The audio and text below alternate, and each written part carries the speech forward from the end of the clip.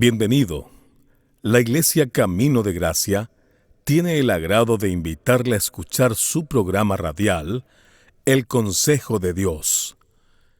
En un mundo tan cambiante, necesitamos una dirección clara y sabia para nuestro diario vivir. ¿Y qué mejor consejo que aquel que proviene de la palabra de Dios, la Biblia? Directamente desde el púlpito de nuestra iglesia, nuestro pastor Andrés Escárate nos comparte el consejo de Dios. Gracias por acompañarnos y estamos en esta serie Jesús y su Iglesia. Y hoy veremos en el Evangelio de Mateo, en el capítulo 18, verso 15 al 17, cómo nuestro Señor Jesucristo instruye a la Iglesia acerca de la disciplina local. La disciplina en la iglesia local. Veremos que hay tres tipos de disciplina: la personal, la divina y la que Jesús nos enseña con respecto a la iglesia. Presta atención a la primera parte del tema Jesús y la disciplina en la iglesia local. Les invito a buscar en sus Biblias, por favor, en el Evangelio de Mateo, en el capítulo 18. Vamos a seguir con las enseñanzas sobre Jesús y lo que dijo acerca de la iglesia. Ya dejamos atrás el capítulo 16, donde Jesús anuncia el comienzo, el inicio de la iglesia. Y ahí vimos 5 declaraciones importantes acerca de la iglesia. Hoy vamos a considerar la segunda vez que nuestro Señor Jesucristo se refiere a la iglesia, pero esta vez bajo un concepto diferente. En capítulo 16 creo que habla de la iglesia universal, de esa iglesia gloriosa, pero en el capítulo 16 Jesús va a hablar de la iglesia local. Y vamos a observar acá lo importante que es para Jesús la santidad de su pueblo, la santidad en la iglesia. Que el pueblo del Señor, que usted y yo como iglesia entendamos que somos un pueblo adquirido por Dios, precioso, pero que Dios está esperando que usted y yo vivamos agradándole a Él. Si tienes tu Biblia abierta, vamos a considerar Jesús y la disciplina en la iglesia local. Presta atención al capítulo 18 del Evangelio de Mateo, verso 15. Mateo capítulo 18, verso 15. Mira las palabras de Jesús. Por tanto, si tu hermano peca contra ti, ve y repréndele estando tú y él solos. Si te oyere, has ganado a tu hermano. Mas si no te oyere, toma aún contigo a 1 o a 2, para que en boca de 2 o 3 testigos conste toda palabra. Observa el verso 17. Si no los oyere a ellos, dilo a quién. A la iglesia. Y si no oyere a la iglesia, tenle por gentil y publicano. De cierto os digo que todo lo que atéis en la tierra será atado en el cielo, y todo lo que desatéis en la tierra será desatado en el cielo. Bendito Padre Celestial, en esta hora hemos abierto tu palabra. Te agradezco por tu pueblo reunido, con ese corazón dispuesto a oír tu voz. Te agradezco por aquellos que nos van a oír, aquellos que nos están viendo a través de las plataformas virtuales. Oramos para que tu palabra corra libremente y sea también glorificada, pues oramos a través del precioso nombre de Cristo Jesús. Amén y amén.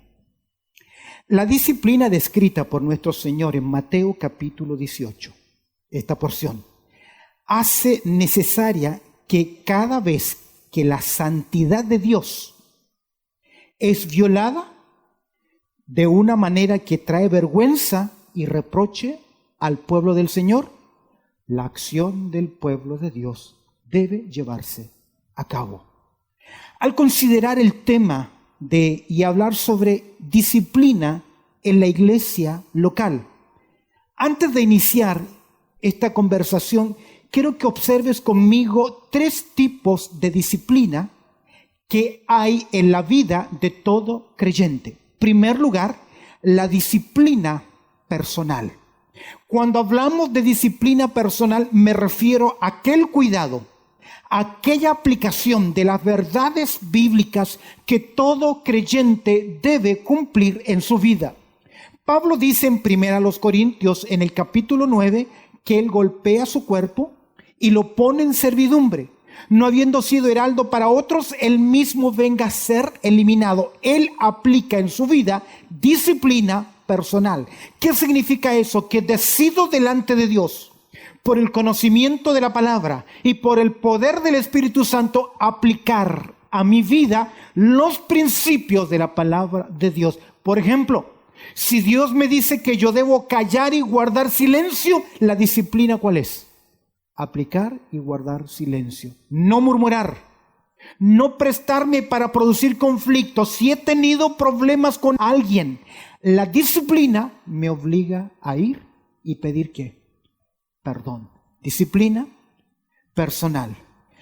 Cuando algún creyente no obedece la disciplina personal y comienza en su vida cristiana a vivir en pecado, surge la segunda disciplina. Primero, disciplina personal. En segundo lugar, es la disciplina eclesiástica. La disciplina eclesiástica es la medida que el liderazgo junto con la iglesia toman sobre algún creyente que ha decidido vivir en desobediencia abiertamente a los principios de la palabra de Dios. Pero déjame decirte algo. Cuando la disciplina personal fracasa, cuando la disciplina de una iglesia fracasa, interviene en ese creyente, en tercer lugar, la disciplina divina. ¿Y en qué consiste la disciplina divina? Usted conoce Hebreos capítulo 12, verso 6, que dice que Dios al hijo que ama, disciplina y castiga. Apocalipsis capítulo 3, verso 19 dice, yo reprendo y castigo a los hijos que amo. Sé pues celoso y arrepiéntete.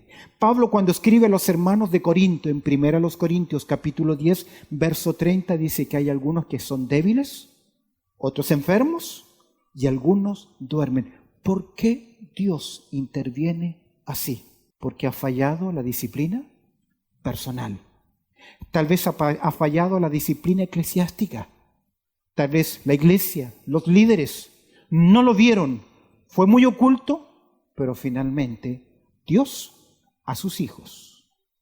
No todo aquel que asista a una iglesia, sino a sus hijos yo reprendo y castigo. ¿Sabes por qué? La práctica pecaminosa en el creyente siempre tiene, escúcheme bien, siempre tiene consecuencias. Hay un texto interesante en el libro de Números, en el capítulo 32, verso 23. Números capítulo 32, verso 23, que dice, mas si así no lo hacéis, es la advertencia de Dios, he aquí que habréis pecado ante Jehová, y sabed que vuestro pecado os alcanzará. Fue lo que Dios le dijo a la nación de Israel, luego de instruirles, y le dijo, tengan cuidado, porque si ustedes deciden vivir en desobediencia, vuestro pecado ¿qué? Os alcanzará. Y entre paréntesis, el pecado alcanza, el pecado atrapa y finalmente el pecado aniquila a las personas. Ahora, esto no es solamente mandato del Antiguo Testamento. Observa conmigo en el libro de Gálatas, en el capítulo 6, verso 7. Tú conoces este texto que dice, no os engañéis. Mira qué interesante. ¿Qué es engañar? ¿Qué es engañarse? Es creer algo que no es cierto. Y mira el mandato, no os engañéis, Dios no puede ser burlado. Es decir, ni usted ni yo jamás los vamos a engañar. Pero al pueblo del Señor lo podemos hacer. A los hermanos podemos engañar. A los hermanos sí, pero al ojo de aquel que todo lo ve, porque Él conoce tu corazón, conoce tu vida. Él sabe cómo tú vives la realidad en tu casa, en tu hogar, en tu trabajo. Porque aquí nos vemos lindos, santos, preciosos y casi se elevan cuando cantan. Pero Dios conoce la realidad de nuestras vidas. Es por eso que el texto dice, no os engañéis, Dios no puede ser burlado, pues todo lo que el hombre sembrare, ¿qué? Eso también segará. Esta es ley ineludible. Usted si camina en desobediencia, tendrá las consecuencias en su vida. Hay tres tipos de esfera de pecado, hay tres esferas en la práctica pecaminosa. Tres formas, tres clasificaciones del pecado. En primer lugar, el pecado privado suyo, que es su pecado personal y que solamente Dios lo observa. Puede ser en el manejo de sus finanzas, frente a su computadora, en sus pensamientos, en sus declaraciones. Es usted y nadie más que usted y Dios. Normalmente es cuando cedemos a la tentación, cuando creemos que nadie más que nos está viendo. Ese es el pecado privado o personal, difícil de confrontar, porque es usted frente a Dios. Pero en segundo lugar está el pecado, ya es el pecado privado, ahora es el pecado personal, que usted comete frente a otra persona o a otro creyente. Murmuró de él, mintió acerca de él, le engañó, le estafó, etc. Ese es el pecado personal, pero entre usted y otra persona. Y también existe el pecado que es público, cuando es su pecado frente a otros hermanos o aún frente a la propia congregación, que actuamos en rebeldía, etcétera, etcétera. Pecado privado, pecado personal y pecado público. Cada uno de estos tendrá de parte de Dios su trato en la vida de esa persona. Con esto en mente debemos considerar entonces que para el Señor Jesucristo era muy importante la santidad en su iglesia. Porque nos enseña en el capítulo 18 que si hay problemas tienen que ser confrontados y si la solución no viene debe ser llevado a la iglesia. Quiero que rápidamente veamos algunas verdades que nos ayudan a entender lo que es la iglesia, Jesús y la disciplina en la iglesia local. Quiero que veamos juntos estas verdades que nos ayudan a entender la disciplina en la iglesia local. Vamos a mirar rápidamente 3 en el día de hoy. La primera tiene que ver con cuál es el propósito de la disciplina. ¿Cuál es el propósito de la disciplina? A menudo cuando encontramos prácticas defectuosas en nuestra iglesia, el propósito de Dios no se cumple. A veces somos demasiado laxos, débiles. A veces somos demasiados estrictos. A veces hemos puesto demasiadas reglas que no provienen directamente de la palabra del Señor, pero en nuestro celo como líderes de mantener la pureza, el cuidado, casi le damos reglas a los miembros de lo que deben y lo que no deben hacer, cómo se deben vestir, qué es lo que deben ver, qué es lo que no deben ver, y el creyente no crece en libertad de tomar sus decisiones en madurez delante de Dios. Y el error más grande es medir la madurez por la cantidad de reglas que una persona pueda cumplir. ¿Sabe cómo se llama eso? Legalismo. No son malas las reglas. Usted en su trabajo tiene ¿qué? Reglas. Al conducir tenemos también reglas, pero escúcheme bien, todos los ismos son malos. Todos los ismos. A menudo encontramos que no solo es defectuosa nuestra actitud, sino también son defectuosos nuestros objetivos. Tal vez una pregunta, ¿cuál debiera ser el objetivo al administrar la disciplina? Un pastor me decía, de una iglesia grande, yo no creo en la disciplina de la iglesia. Así me dijo, una iglesia grande. Lo único que extraño es que medio año después se dividió su iglesia y el pastor tuvo que salir. Él decía lo siguiente, la iglesia no está para disciplinar, la iglesia está para restaurar. Tiene razón. Pero parte importante que vemos acá en la enseñanza del Señor Jesucristo, la conclusión frente a ese creyente que no quiere cambiar frente a la confrontación, que dijo Jesús, tenle como ¿quién? Como un gentil o como un publicano. Y hay una acción de parte de la congregación para aquella persona. De igual forma, con nuestros hijos, nosotros aplicamos disciplina a nuestros hijos. ¿Por qué? ¿Porque no los queremos, no los amamos? ¿No lo soportamos? No, porque la disciplina acompaña el amor y tiene el propósito de corregir aquellas acciones que no son correctas. Existen 4 principios fundamentales que debemos tener presentes frente al propósito de la disciplina. En primer lugar, la iglesia, el liderazgo de la iglesia debe aplicar la disciplina en primer lugar porque debemos ser obedientes ¿a qué cosa? A la palabra de Dios. Abre tu Biblia, por favor, en 2 Tesalonicenses. Segunda Tesalonicenses, en primer lugar, obediencia a la palabra de Dios, dice la carta de Segunda Tesalonicenses, capítulo 3, verso 14. Capítulo 3, verso 14 dice: y vosotros, hermanos, ¿qué dice? No os canséis de hacer el bien. ¿Lo tienes? Mira el verso 14. Si alguno no obedece a lo que decimos por medio de esta carta, es decir, si no obedece a la palabra de Dios, no son las palabras de Pablo, acá es la palabra de Dios. Si alguno no obedece a lo que decimos por medio de esta carta, a ese que deben hacer, señaladlo y no os juntéis con él para que se avergüence. No importa si entendemos o no el mandato de la disciplina divina, debemos ¿qué? Obedecerlo. El propósito de la disciplina. En primer lugar, vemos acá obediencia a las palabras del Señor. Y vemos acá que este es un principio de tal forma que nuestro Señor Jesucristo, ¿qué nos enseña? Si aquella persona, tú hablaste con él, no quiere cambiar, llevas 2 testigos y no quiere cambiar, tráelo y dilo a quién. Me llama la atención que diga la iglesia. Y luego que la iglesia habla. ¿Por qué? Porque hay un propósito y es, en primer lugar, la disciplina.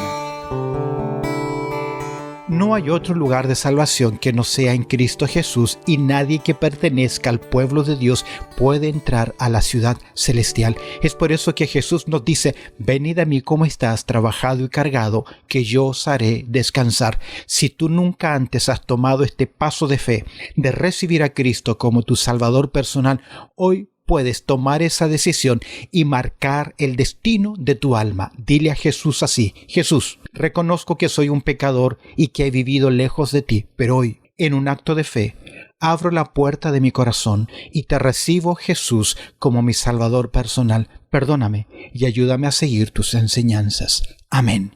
Si has tomado este paso de fe de acuerdo a las Escrituras y por la fe que tú has depositado en Cristo Jesús, eres un hijo de Dios, una nueva semilla que necesita ser plantada en una iglesia local para que crezca para la gloria de Dios. Las puertas de nuestra iglesia están abiertas. Recuerda, 10 de la mañana comienza nuestro servicio dominical. De igual forma nos puedes seguir a través de las redes sociales. Queremos conocerte y ayudarte en tu nueva vida en Cristo. Dios te bendiga. Gracias por haber estado junto a nosotros en su programa radial, El Consejo de Dios. Si este programa ha sido de bendición en tu vida espiritual, te animo a que te suscribas a nuestro canal en YouTube. Búscanos como ICDG Radio, para que puedas seguir creciendo en el consejo de la palabra de Dios. Así que ya lo sabes, sigue nuestra programación diaria en nuestro canal de YouTube. Búscanos ahí como ICDG Radio. De igual forma, si quieres ver nuestras predicaciones, suscríbete a nuestro canal de YouTube ICDG Australia. ICDG Australia. También puedes acompañarnos en nuestros servicios en línea, nuestros servicios virtuales, que lo hacemos a través de Facebook. Si quieres estar junto a nosotros a través de los servicios en línea, búscanos como ICDG Hoxley Park en Facebook. Los miércoles a las 7 de la tarde y el día domingo 10 de la mañana en horario de Sydney, Australia. Suscríbete a nuestros canales, mantente informado. Para los que viven en Sydney, les animamos a que en algún momento visiten nuestra iglesia, que está ubicada en el número 22 al 38 de la Redmayne Road. 22 al 38 de la Redmayne Road. Esto es en el suburbio de Hoxley Park. Para mayor información, comunícate con nosotros al teléfono 0430 584 990. Repito, 0430 584 990. Dios te bendiga.